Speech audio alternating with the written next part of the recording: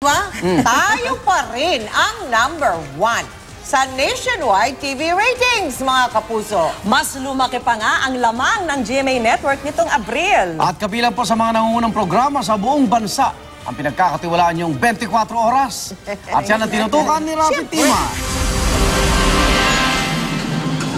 Lumaki palalo ang lamang ng GMA Network sa nationwide TV ratings nitong Abril.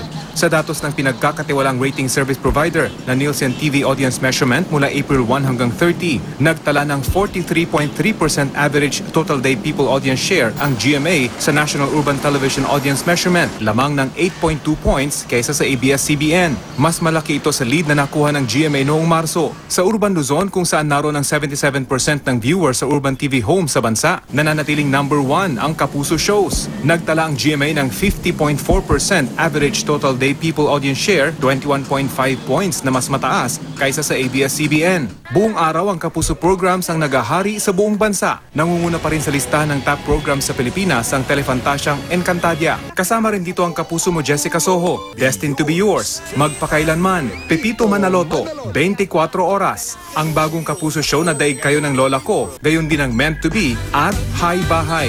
Tinatayang siyam na raang mas marami ang sampled homes ng Nielsen TV Audience Measurement sa total urban at rural Philippines kumpara sa Kantar Media. Rafi Tima, nakatutok, 24 Oras.